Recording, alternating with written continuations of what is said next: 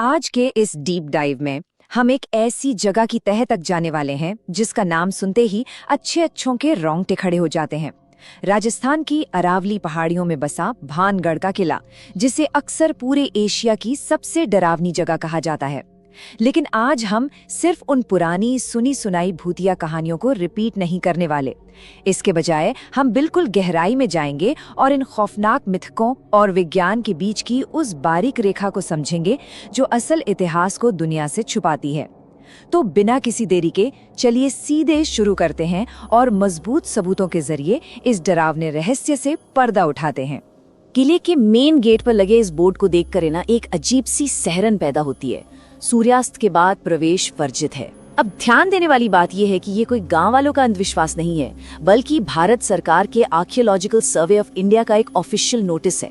और इस वार्निंग को इग्नोर करने का क्या अंजाम हो सकता है, इस पर एक बहुत ही मशहूर घटना सुनाई जाती है। कहते हैं कि 3 दोस्तों ने इस सरकारी नियम को तोड़ने का फैसला किया और घने अंधेरे में किले के अंदर घुस गए। अंधेरा इतना ज्यादा था कि टॉर्च की रोशनी तक फेल हो रही थी। तभी अचानक एक दोस्त गहरे सूखे कुएं में गिर गया। बाकी दोनों ने किसी तरह उसे बाहर निकाला और भागकर अस्पताल के लिए निकले, लेकिन रास्ते में ही एक भयानक कार एक्सीडेंट में तीनों की मौके पर मौत हो गई। स्थानीय लोगों के लिए ये कोई रैंडम एक्सीडेंट नहीं था, बल्कि नियम तोड़ने की खौफनाक सजा थी। अब इस पूरे रहस्य का स्केल समझना बहुत जरूरी है। हम किसी एक छोटे से खंडहर या एकांत हवेली की बात नहीं कर रहे हैं। भानगढ़ अपने समय में एक बहुत ही फलता फूलता विशाल शहर था, जहां 9000 से भी ज्यादा घर थे। सोचिए जरा, एक ऐसा शहर जहां मंत्री रहते थे, बड़े बड़े बाजार थे और एक 7 मंजिला विशाल महल था। लेकिन आज इस पूरे शहर के किसी भी घर पर छत नहीं है। दीवारें तो खड़ी हैं, लेकिन छतें पूरी तरह से गायब हैं। वहां के लोगों का एकदम पक्का विश्वास है कि अगर कोई आज भी यहाँ छत बनाने की कोशिश करता है तो वो रहस्यमयी तरीके से रातों रात ढह जाती है। मतलब कुछ तो बहुत ही अजीब है वहाँ। इस तबाही के पीछे जो कहानी सबसे ज्यादा फेमस है, वो पूरी तरह से एक डार्क बॉलीवुड हॉरर फिल्म जैसी लगती है। किंवदंतियों के मुताबिक सिंघिया नाम का एक तांत्रिक भानगढ़ की बेहद खूबसूरत राजकुमारी रत्नावती पर मोहित हो गया था। उसे पता था कि राजकुमारी उसे कभी घास नहीं डालेगी, इसलिए उसने राजकुमारी के इत्र को काले जादू से वशीकरण मंत्र में बदल दिया। लेकिन राजकुमारी भी कम नहीं थी। उन्हें इस चाल का पता चल गया और उन्होंने वो इत्र की शीशी सीधे एक भारी पत्थर पर दे मारी। जादू का असर कुछ ऐसा हुआ कि वो विशाल पत्थर सीधा लुढ़कता हुआ सिंघिया की तरफ गया और उसे कुचल दिया। लेकिन मरने से ठीक पहले सिंघिया ने एक भयानक श्राप दिया कि भानगढ़ पूरी तरह तबाह हो जाएगा, कोई जिंदा नहीं बचेगा और यहाँ मरने वालों का कभी पुनर्जन्म नहीं होगा। और इसी श्राप की कहानी ने भानगढ़ के चारों तरफ एक खौफ का माहौल बना दिया है। यहाँ आने वाले टूरिस्ट्स, फिल्म क्रू और यहाँ तक कि निडर पत्रकारों ने भी रूह कंपा देने वाली घटनाओं का दावा किया है। लोग कहते हैं कि रात के सन्नाटे में औरतों के रोने और चूड़ियां टूटने की आवाजें आती हैं। बिना किसी कारण के अचानक हवा में इत्र की तेज महक आना या ऐसा लगना कि कोई साया लगातार पीछा कर रहा है, ये सब बहुत आम शिकायतें हैं। एक पत्रकार के साथ तो हद ही हो गई जब उसकी बिल्कुल सही चल रही स्कूटी अचानक बंद हो गई और फिर एक अनजान आदमी ने बिना उससे छुए स्टार्ट कर दिया और बोला, वे तुम्हें चाहते हैं। फिल्म शूटिंग के दौरान कारों के ब्रेक फेल होने जैसी डरावनी घटनाएं भी खूब रिपोर्ट हुई हैं। तो अब सवाल ये उठता है कि क्या इन बातों में रत्ती भर भी सच्चाई है? ठीक है, तो चलिए अब इसकी गहराई में चलते हैं और इस कहानी को एक साइंटिफिक और एनालिटिकल लेंस से देखते हैं। क्या सच में वहां भटकती हुई आत्माएं और श्राप काम कर रहे हैं, या इसके पीछे कोई ऐसा लॉजिक है जिसे हम अभी तक मिस कर रहे थे? सबसे पहला और सबसे बड़ा रियलिटी चेक, भानगढ़ के हॉन्टेड होने की पूरी नींव जिन किरदारों पर टिकी है ना, बेहद खूबसूरत राजकुमारी रत्नावती, वो काला जादू करने वाला तांत्रिक सिंघिया या बाबा बालूनाथ, इनका इतिहास में कोई भी रिकॉर्ड मौजूद ही नहीं है। जी हाँ, बिल्कुल सही सुना। ना कोई डॉक्यूमेंट है, ना कोई पुराना शिलालेख और ना ही इतिहास की किसी किताब में इनका कोई जिक्र है। ये पूरी तरह से लोक कथाएं हैं जो बस एक जनरेशन से दूसरी जनरेशन तक जाते जाते और भी ज्यादा ड्रामेटिक और मसालेदार होती चली गई। अब आप सोचेंगे कि अगर भूत नहीं है तो लोगों को वहां इतना डर क्यों लगता है, पसीना क्यों आता है? इसका बहुत ही सॉलिड साइंटिफिक जवाब है। 1980 के दशक में विक टैंडी नाम के एक इंजीनियर के साथ अपनी लैब में कुछ ऐसा ही हुआ।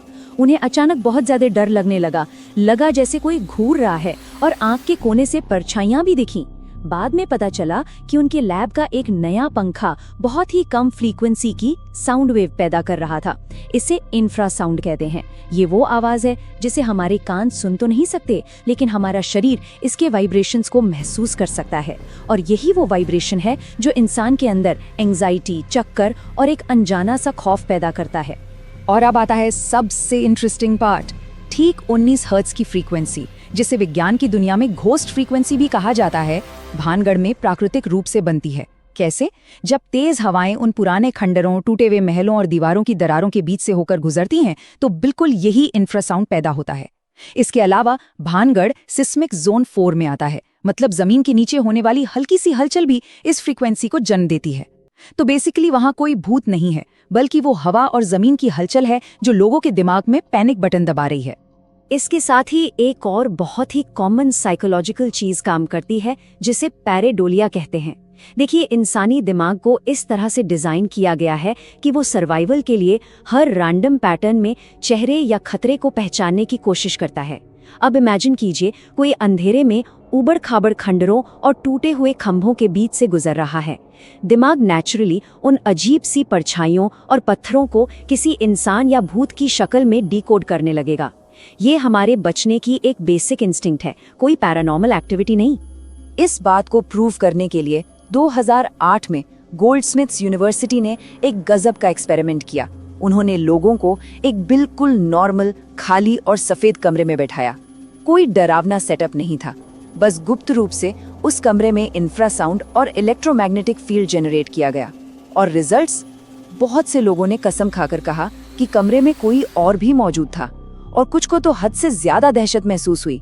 ये साफ दिखाता है कि अगर शरीर पर एक खास फ्रीक्वेंसी डाली जाए तो हमारा अपना दिमाग खुद ब खुद एक भूतिया अनुभव क्रिएट कर लेता है। तो यहाँ सबसे अहम पॉइंट क्या है? वो है सजेस्टिबिलिटी, यानी दिमाग का बातों में आ जाना। एक बहुत ही पुरानी कहावत है, भय को भूत बनाना। मतलब हमारा डर ही भूत को जन्म देता है। जब टूरिस्ट वहां पहुंचते हैं तो उन्हें पहले से ही 100 बार बताया जा चुका होता है कि ये जगह श्रापित है, यहाँ भूत रहते हैं, तो उनका दिमाग पहले से ही हाई अलर्ट पर होता है। ऐसे में एक सूखे पत्ते की आवाज या एक नॉर्मल सी परछाई भी उन्हें किसी खौफनाक राक्षस जैसी लगने लगती है। सारा खेल माइंडसेट का है। और अगर अभी भी कोई डाउट है तो इंडियन पैरानॉर्मल सोसाइटी के मशहूर इन्वेस्टिगेटर गौरव तिवारी की फाइंडिंग्स सुनिए। वो अपनी पूरी टीम और एडवांस्ड गैजेट्स जैसे थर्मल कैमरा, EMF रीडर्स और ऑडियो रिकॉर्डर्स के साथ पूरी रात उस किले में रुके, चप्पे चप्पे की जांच की, और सुबह उनका निष्कर्ष बिल्कुल क्लियर था। इस किले में कोई भूत प्रेत या नेगेटिव एनर्जी नहीं है। अगर कुछ है तो वो है वहां घूमने वाले लंगूर, मोर, लकड़बग्घे और पैंथर। और ये फैक्ट बहुत ही शानदार तरीके से दिखाता है कि कैसे हम हकीकत को मिस इंटरप्रेट कर लेते हैं। लोग कहते हैं कि रात में वहां चुड़ैलों की चीखें और औरतों के रोने की आवाजें आती हैं, लेकिन रियलिटी में भानगढ़ के आसपास के जंगलों में जंगली लकड़बग्घे यानी हाइना बहुत बड़ी संख्या में रहते हैं। और अगर आपने कभी किसी हाइना की आवाज सुनी हो तो वो रात के सन्नाटे में बिल्कुल किसी इंसान के रोने या तड़पने जैसी ही लगती है। तो वो चुड़ैल नहीं है, बस एक जंगली जानवर है जो अपनी नॉर्मल आवाज निकाल रहा है। तो अब वापस आते हैं उस फेमस सरकारी बोर्ड पर। ASI ने रात में एंट्री बैन भूतों की वजह से नहीं की है। इसके पीछे एकदम प्रैक्टिकल कारण है। पहला, ये खंडहर बहुत जर्जर हो चुके हैं और अंधेरे में इन भारी भरकम पत्थरों के गिरने का रिस्क बहुत ज्यादा है। दूसरा, वहाँ कोई लाइट या बिजली का जुगाड़ नहीं है। और सबसे बड़ा कारण, भानगढ़ सरिस्का टाइगर रिजर्व से सिर्फ 50 किलोमीटर दूर है। रात के समय तेंदुए और बंगाल टाइगर्स अक्सर शिकार की तलाश में इन खंडरों में आ जाते हैं। तो असली खतरा वो जंगली जानवर हैं, भूत नहीं। खैर, अब एक बहुत ही सीरियस सवाल सामने आता है। अगर किसी तांत्रिक के काले जादू ने इस शहर को रातों रात तबाह नहीं किया, तो फिर ऐसा क्या हुआ कि 9000 की आबादी वाला एक इतना आबाद शहर पूरी तरह से वीरान हो गया? लोग अपना सब कुछ छोड़ के क्यों चले गए? इसका जवाब किसी हॉरर स्टोरी में नहीं, बल्कि इतिहास के पन्नों में दर्ज एक बहुत ही कड़वी और दर्दनाक सच्चाई में छिपा है। अगर हम भानगढ़ के असली इतिहास पर नजर डालें तो 1573 में इसे माधो सिंह ने बसाया था। ये एक बहुत ही अमीर शहर हुआ करता था, लेकिन 1720 के आसपास बाहरी हमलों और सवाई जयसिंह के कब्जे के बाद इसका वैभव धीरे धीरे कम होने लगा। ये एक नॉर्मल पॉलिटिकल डिक्लाइन था, लेकिन सबसे बड़ा झटका, वो असली तबाही, साल 1783 में आई, एक ऐसा प्राकृतिक प्रकोप जिसने इस शहर की किस्मत हमेशा के लिए सील कर दी। और वो तबाही थी 1783 का 40सा अकाल। ये कोई छोटा मोटा सूखा नहीं था। इस अकाल ने पूरे उत्तर भारत और राजस्थान में ऐसी भयानक भुखमरी पैदा की कि लाखों लोग मारे गए। नदियां पूरी तरह सूख गईं, फसलें बर्बाद हो गईं। खाने की तो छोड़िए, पीने के पानी की एक बूंद नहीं बची थी। किसी तांत्रिक के श्राप ने नहीं, बल्कि इस तड़पाने वाली भुखमरी और सूखे ने भानगढ़ को एक घोस्ट टाउन बना दिया।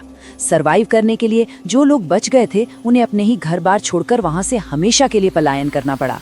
तो फिर एक सोचने वाली बात है कि जब सच्चाई इतनी साफ है तो हम आज भी उस श्राप वाली कहानी पर यकीन क्यों करते हैं? इसका जवाब साइकोलॉजी में है।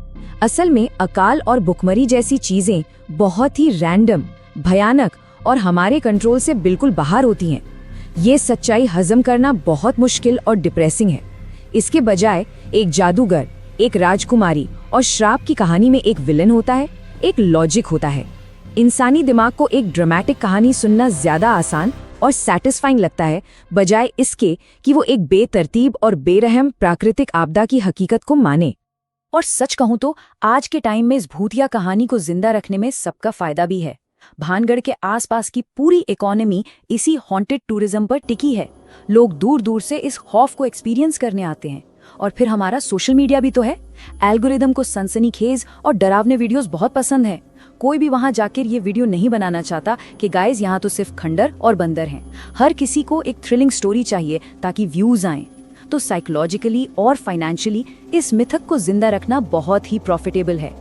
इस पूरी गुत्थी को सुलझाते हुए महान साइंटिस्ट मैरी क्यूरी की ये लाइन बिल्कुल परफेक्ट फिट होती है। जीवन में किसी भी चीज से डरने की जरूरत नहीं है, उसे केवल समझने की जरूरत है। जब हम इसके पीछे का साइंस, साउंड फ्रीक्वेंसी, जानवरों की आवाजें और असली इतिहास समझ लेते हैं तो डर अपने आप गायब हो जाता है। भानगढ़ कोई श्रापित जगह नहीं है, बल्कि एक शानदार ऐतिहासिक धरोहर है जो प्रकृति की क्रूरता का शिकार हो गई। नॉलेज ही वो रोशनी है जो अंधविश्वास के अंधेरे को दूर करती है। तो अब हम आपको एक बहुत ही गहरे सवाल के साथ छोड़कर जा रहे हैं। जरा सोचिएगा, क्या हम इंसान इन भूतों और काले जादू की कहानियों से इसलिए चिपके रहते हैं क्योंकि असल जिंदगी में हमारे पूर्वजों ने जो भयानक आपदाएं और भुखमरी झेली है, उसकी क्रूर सच्चाई का सामना करना कहीं ज्यादा डरावना है? क्या ये भूतिया कहानियां बस हकीकत से भागने का एक तरीका है? इस डीप डाइव के बाद यकीनन भानगढ़ को देखने का